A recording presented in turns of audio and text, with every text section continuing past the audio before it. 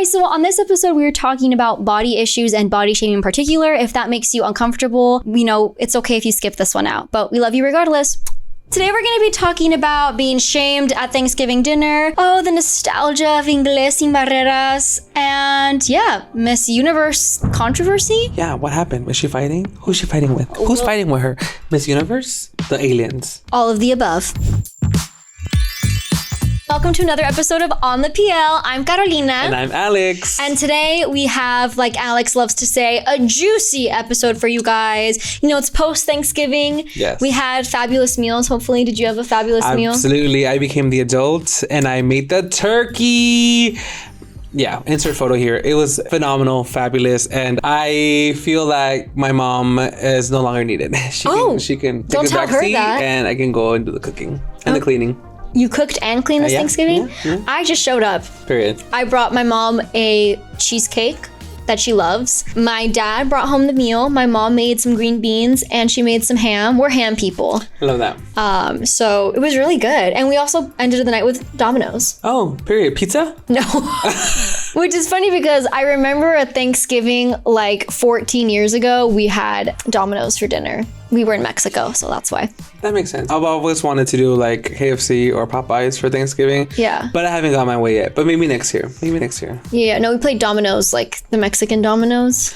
Yes. Yeah. And we also played blackjack. I was not good at it. Girl, that's why I don't go to Vegas. In the last episode we talked about Vegas. I know. But I don't do the gambling. I can barely win something from a scratcher. And that's like the bare minimum. I go and get the Powerball and the ball isn't in my favor. I don't have the power of the ball. The ball is not powerful? You know who is powerful though? Who? Miss Universe.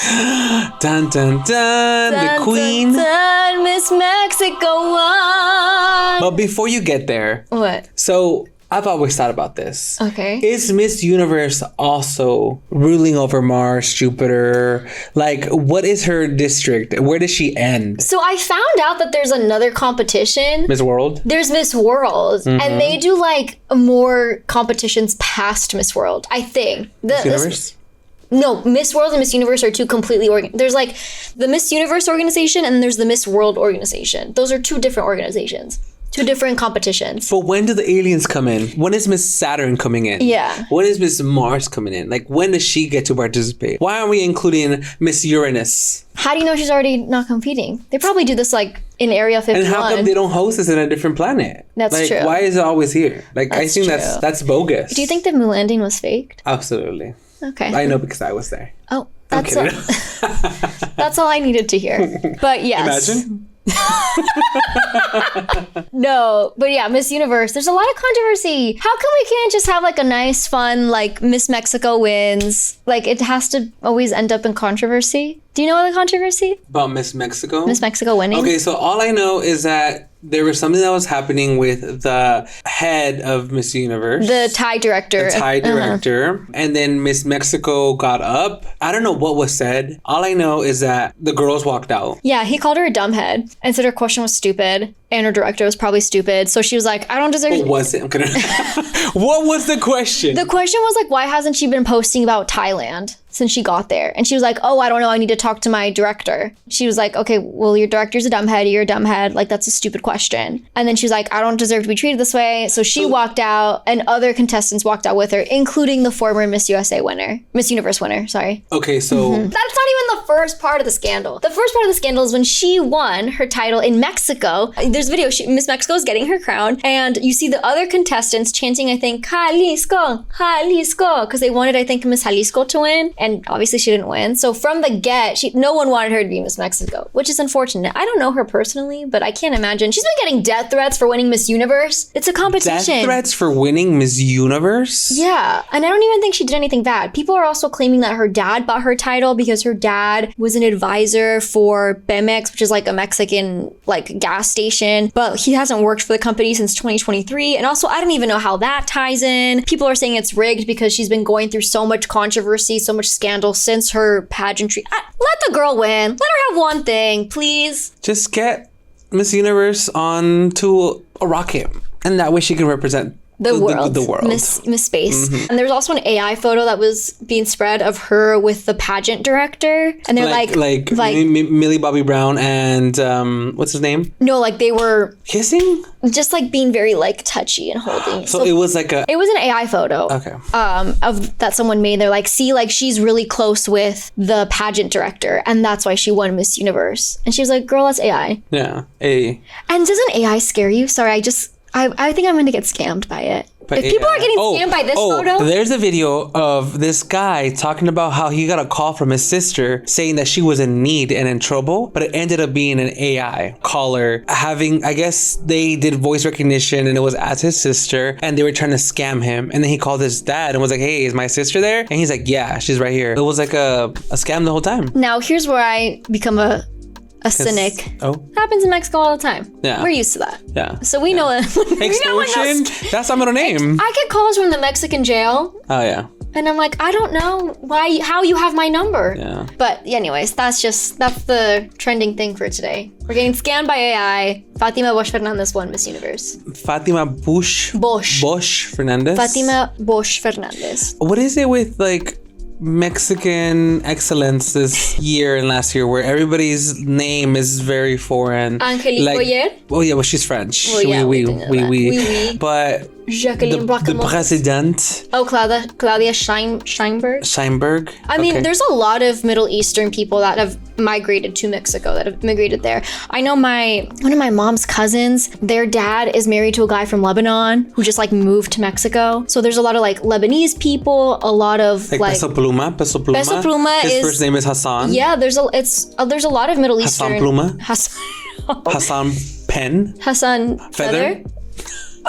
Yeah, there's a lot of Middle Eastern influences. I mean, the tacos al pastor. Yeah. Do you even need to go down the history? Yeah, a lot of Middle Eastern people that live in Mexico or have immigrated to Mexico and the rest of Latin America. Well, the presidents, for some reason, a whole line of presidents in El Salvador have been of Palestinian descent. Oh, really? Yes, like, ¿cómo se llama? Bukele? Bukele, yeah, Bukele. Shut is not up. a Salvadorian last name. It sounds kind of fun though, Bukele. And then there's a guy named Saka is his last name, but no, he's not as, doesn't sound as foreign as that. But Bukele, yeah, Bukele. Peña Nieto's hella Mexican. That sounds like Chespirito had a son and he became president, even though they're probably the same age. You know where Chespirito comes from, that nickname, right? No. Because one guy was trying to call him the Shakespearito. Shut up. I only know that because I watched that show, so I don't know how accurate it is, but if it's in the show, it has to be accurate, right? Shut up. I had no idea that Chespirito came from the word Shakespeare. Like beefsteak is beef steak? Beefsteak. I had no clue. That like is mind explosion. Yeah. And it makes sense. I saw we're so forward in time that I didn't even react. I saw an emoji in my head. I saw the brain exploding emoji. Before I said what I can say. I couldn't even speak. I was emoting. Okay. Mm-hmm. You were emoting. Yeah, and I learned that from Fortnite this past Thanksgiving because our brothers were playing Fortnite because they had the new season. Something about like the Simpsons campaign. Okay. And they were doing the gnarly dance? Yeah, they were doing a little dancing. Daniela. Oh yes, we love Daniela. She was on Sábado Gigante. She was. I love her. Love her. So. I'm on Cat's Eye For You page right now. Yes. I am an icon. I'm right now on their new song, Internet Girl. It hasn't been released, but they've been performing it on their tour. Eat zucchini. Eat zucchini. I don't know about that, girl. Anyways, but speaking of eating. Oh my God. My favorite subject. Bring in the pie. Did you have pie this Thanksgiving? I did. I had two. Did anyone I shared them. I did not eat the pie by myself. Okay. I had two pies. Okay. It was pumpkin pie and apple pie. Okay. Is like apple and pumpkin pie like a thing that Latinos eat, or is this an American thing? I think apple pie, I think Latinos love because, and here's my theory, you go to Northgate, you go to the Mexican markets, they have like pie. Yeah. They have like, why did I say pie? They have apple, like mini apple strudels, apple empanadas, you know? That's what I get every time I go to Northgate. That and the guava cheese. Ooh, that Cuban Portos guava cheese thing situation. It's when I lived in Downey, that was crazy. I'm sorry, to live by the. She hit me. I'm sorry, because I'm talking about guava. But thinking about eating. You were trying to ask me very delicately. Yeah. With the most care in the world. Was I body shamed this Thanksgiving? Yeah. I sure was. No! Sensitive topic to talk about. Let it speak. Okay, my question is, why do family members feel the right to criticize your body? Like, what gives them the ability to be like, ay, caro, oh my God, you're so skinny, like, eat. Or the opposite, where it's like, ay, Alex, last time I saw you were thinner, what happened? You got fat.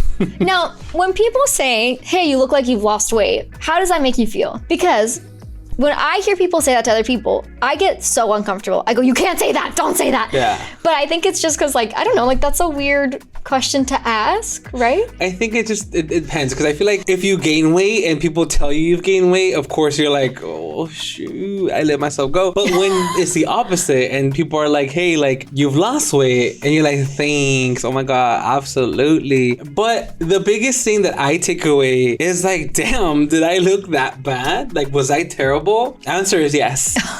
No, but I think that's the question where it's like, oh my God, you look so good. I don't think, this is the thing, when people lose weight, they don't say, oh my God, you lost weight. They say, you look so good. Yeah. Oh my God, you look so good. Automatically, weight loss is a good thing. Yeah. Like, skinny is great. They want to know, what have you been doing? Like, what was it? Like, have you been working out? What have you been eating? Or, oh, you haven't been eating. So I'm like, I take it as a grain of salt, because I'm like, okay, like, someone is just expressing a physical change that they saw in me, which I think I talked about this last episode. I think in April, I lost like 50 pounds, and then I ate 30 back. You ate 30 back? Yeah, how did I get them back? I thought you said, usually people say gain 30 back, but you said ate 30 back is crazy. Yeah, no, I ate 30 back. Okay. Yeah. I'm giving 30 back. Yeah. I'm so happy I'm not wearing a skirt today because I can go. Oh, but yeah, I ate 30 back, and I'm trying to get back to, not eating. No. So I feel like this year I've definitely had a very much fluctuation, which I'm okay. I'm happy with my body. I love it. Mm-hmm. It is what it is. Stress and all, life and all. That's what I'm telling myself in my head, so I can feel happy about myself. But no, I think overall, I feel like I'm taking so long on answering this question. I feel like you've been ingrained as a kid with what people think of your body. Like growing up, it's always been an issue. It's always been a thing that people talk about, like your family, your aunties, your uncle. Skin tone, and there's another one that like, oh my God, like my auntie will be like, don't get in the sun because you're gonna get too burnt. You're gonna get too copper. And I was like, what's wrong with copper? Oh my God, my mom she would tell her, like, if you're gonna go play outside, take an umbrella. Yeah. And mom was like, why? Hello? I don't want to. Yeah. And I think it has to do with like beauty standards, European beauty standards, where it's like lean and fair are the pinnacle of beauty. And I think colonization and past all that stuff, like generational, like our families or like immigrant parents or family members don't know how to express their care. Yes, exactly. Like they don't know how to express how they care about you other than what they can see. Because we don't talk about mental health. We don't talk about like actual health. We don't talk about depression or stress. Like we don't talk about any of those things. So the only way they can actually see if you're doing well or not is physically, whether it's like, oh, you've gained weight, so that means you're doing bad. Oh, you lost weight, that means you're doing great. Like that's the only way they're able to express how they feel. I've never thought about it that way. And it's funny because in my head, if I feel like you've lost weight, I don't know why. Maybe it's because, I don't know, but I'm like, are you okay? Like to me, a healthy body looks different for everybody. If you don't know this, I'm an actor. There's a lot of like body issues within like the film and TV world. So when I see people losing weight rapidly, it like genuinely scares me. I'm like, are you like okay? But at the same time, I'm not gonna go up and say, are you okay? Because maybe they did lose it healthily and maybe like, whatever. Just don't comment on people's bodies. Just don't. Yeah.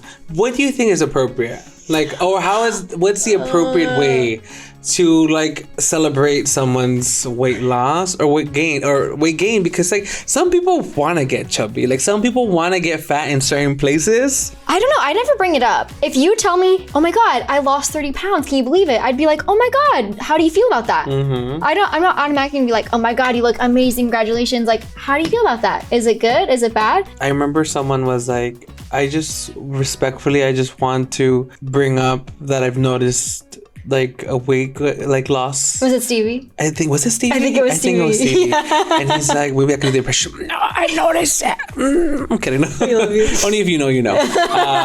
But someone approached me and was like, I just want to respectfully say that I've seen a weight change in you, and I just want to know like what you've been doing, because like it's been great and you can notice it, and it's like you seem a lot happier and better. And I was like, okay, that's a really nice way to say it. You know, like it's like respectfully they came to me and they told me, hey, like I'm seeing this, and I think they even asked a little. I feel like it was like asking me like, oh, is it okay if I talk about this conversation? Because I feel like it gave me room to shut it down. Yeah. But I was like, no, let's talk about it. You know what? Like oatmeal, I love it.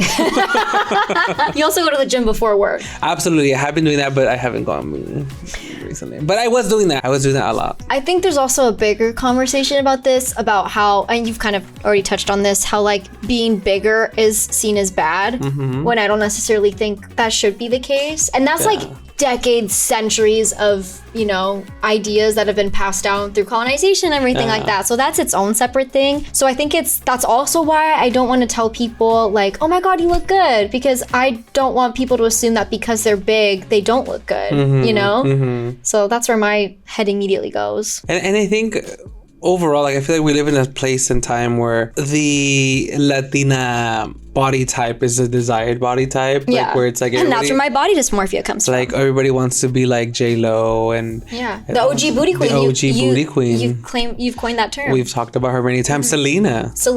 Yeah, like who else has asked? Anita.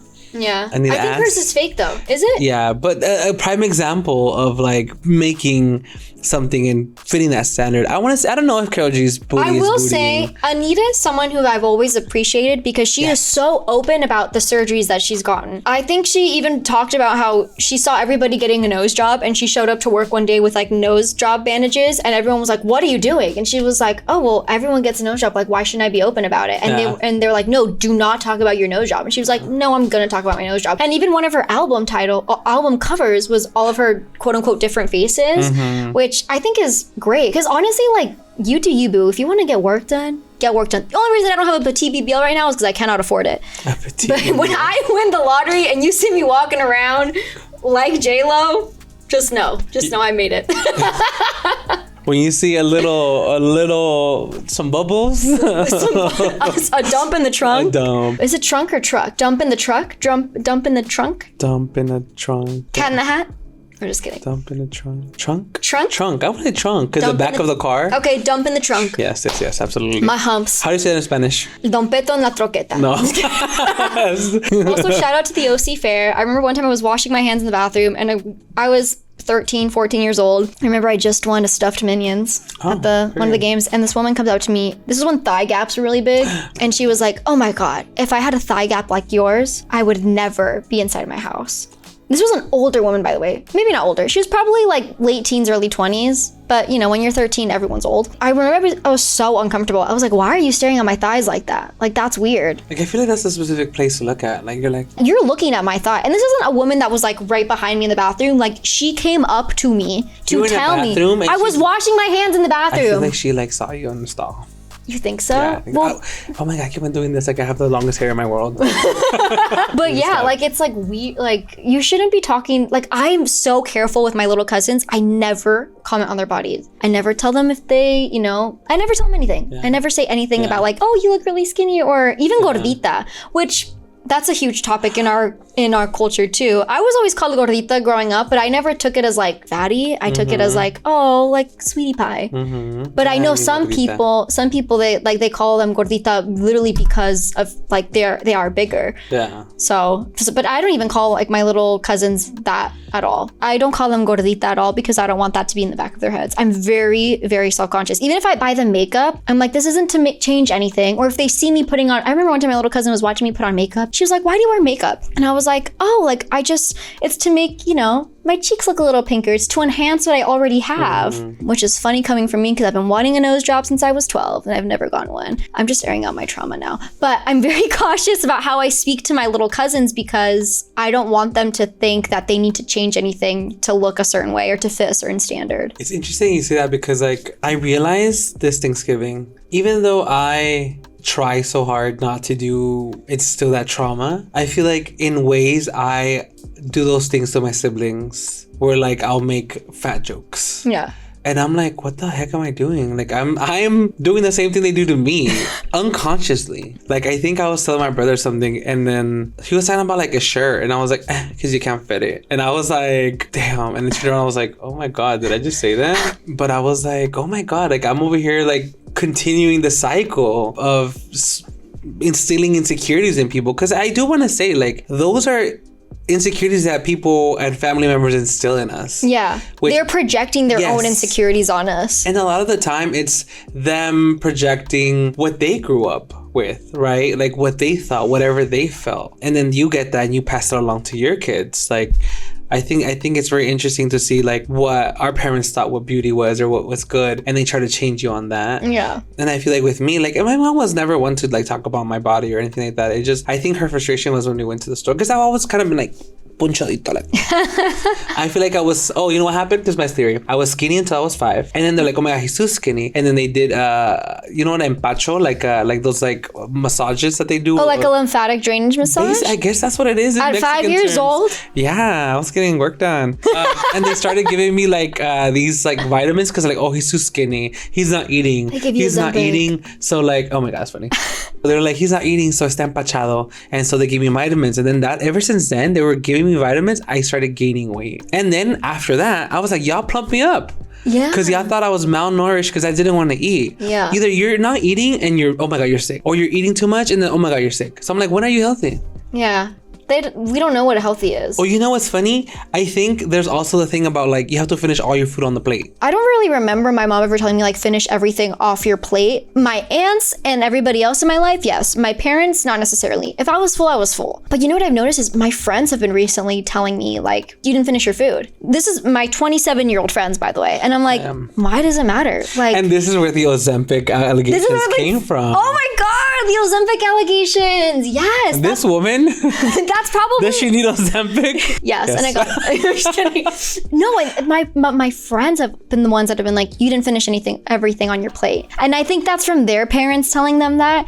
So when they tell me, I'm like, I'm not hungry. Do you want me to throw up? Like, what if I continue eating? I'm gonna get sick. Like, I can box this up for later. Yeah. But I'm not gonna eat it later because I don't like leftovers. But that's a topic for another day. Yeah, same. I don't like to eat the same thing twice. But I will not go there. Yeah. That's a different segment. Next week. I've noticed that a lot of the eating the food comes from like the value of food, right? Like, okay, if we're gonna go eat out, if you're not eating all your food, then we'll just spend money. Oh yeah, I mean, if we go to a buffet and my mom would get mad if I didn't eat anything. My brothers and I are the ones crying because we wanted to go to a buffet, and then they're like, you're only eating cereal? Absolutely not. You're gonna eat everything in this buffet. That's a different story though. That's more value of money. And I used to have this joke where I would like tell myself, I don't know, make myself laugh. But I was like, I'm sorry, girl. I'm sorry you grew up in a country that had a ration. I was like, first world problems. A lot of the reason, well, I'm speaking from my experience coming from El Salvador, but my family comes from a war-torn country, and what they had to fight for rations and food. And so for us, it was a thing where it's like, oh my God, you have to eat all your food because like you won't have any more. Yeah. And so you don't know when the next time you're gonna eat. So I feel like that was instilled down from them. I actually have a stat to back that up. And then look at this scientific way of that. Is it Pew? I don't know what it's from, but continue your story and I'll tell. And that's the reason why they made us eat like this, because it's like, you don't know when the last time, and then it just became a custom. It wasn't a thing where it's like, oh, I need to eat.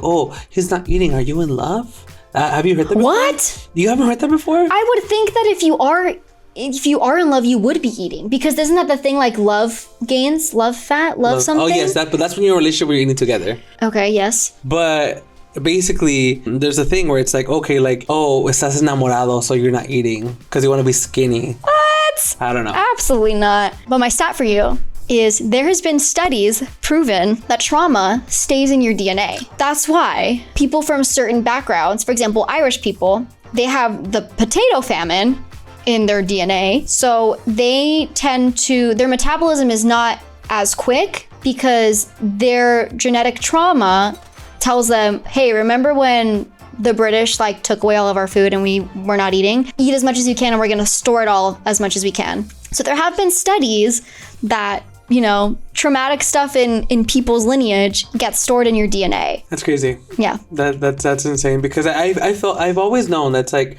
trauma is something that has developed in people so that they can survive in ways. And I feel like it takes me learning my culture and my history to know where the traumas come from. Oh, yeah. Like, because I feel like my trauma doesn't come from my generation. It comes from 2 generations ago. But yeah, stop commenting on people's bodies. Yeah, no, just let them be. You know, like, if you're chubby, that's cute. You know, if you're skinny, that's cute. Like, everything is cute. Just be you. If you're an auntie, if you're an uncle, if you're a grandma, if you're a mother, just stop the cycle. I want to talk about something that I saw pop up on my YouTube recently. What is it? And that is, drumroll please, an Inglés sin Barreras commercial. Our new one? No, like just like one from like back in the day. Are they still around? Which is funny because I did go and look up Inglés sin Barreras. For those of you who maybe not know or are still, you know, for those of you that didn't have VHSs growing up, Inglés sin Barreras was a 12-set program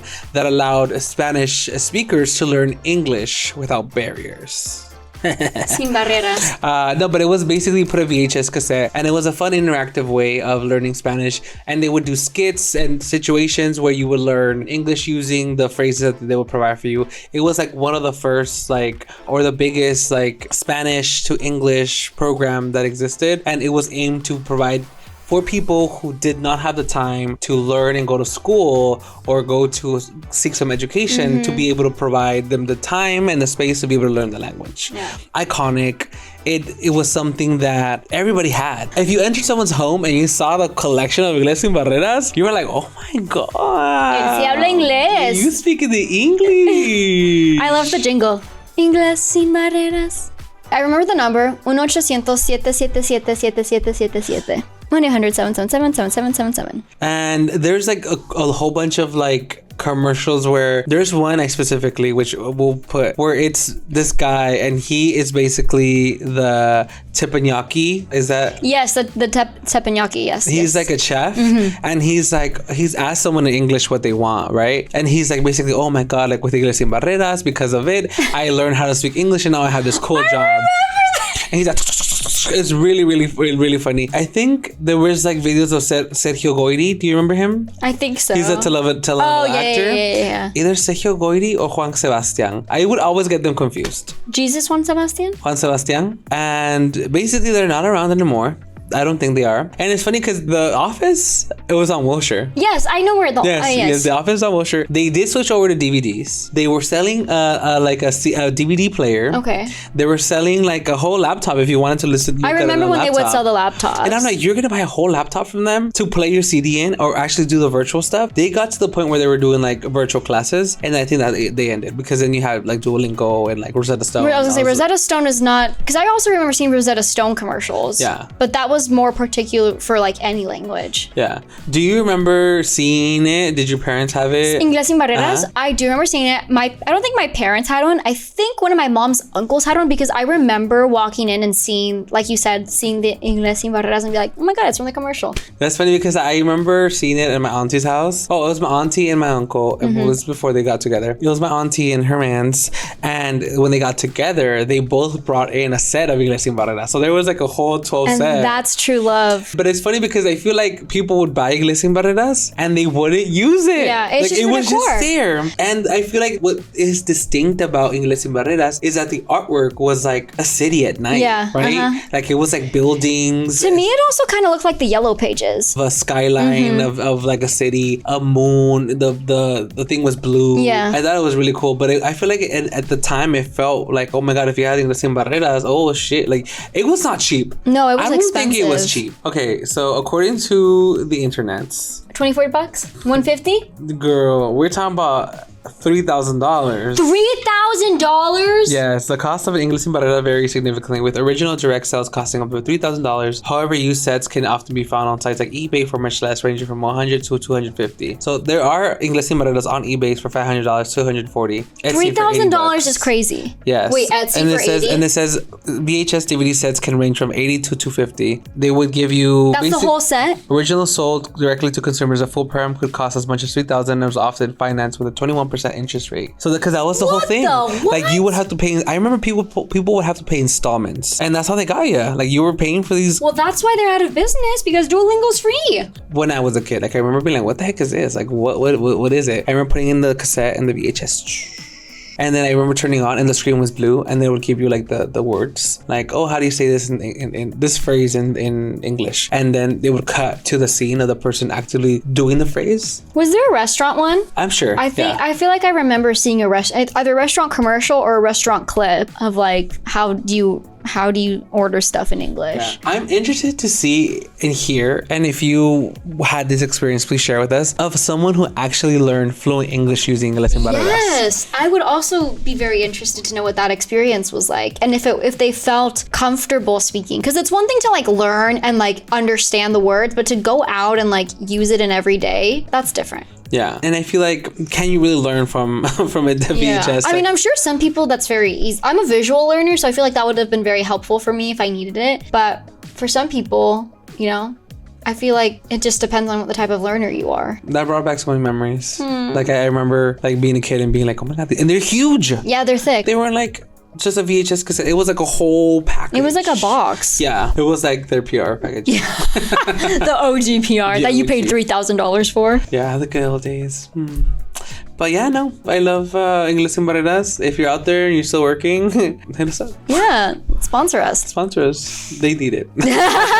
but yeah. And that's today's episode. Thank you all so much for tuning in. Subscribe, comment, share. Yeah, we appreciate everyone that's watching, and we'll see you next week. We'd also be very interested to hear if you've been, you know, maybe shamed about your appearance and like how you took it or what you say. I know a lot of people are very quick to cut off, which mis respetos, because some people do need to be cut off for the things that they say. Comment below if you were shamed about your body this Thanksgiving. Were you compared to the turkey? Because I was. You were? No, I was compared to the pork, the ham. But you know what? Wink, wink. Jalapeño is a really cute Mexican tree. Yeah, it was Piggy. But Miss you know Piggy's what? beautiful though. I love Miss Piggy. That's what I said. I was like, oh, Miss Piggy's fabulous, so Yeah. I'll take it. But you'll see the clip in here. Okay. I have it. But no. Receipts is crazy. Receipts. All right, well, I think we should get food. I'm actually hangry. I'm hangry too. I have to watch Inglés en Barreras. But no, I'm starving. Let's go eat, please. Let's go eat. Bye. Bye.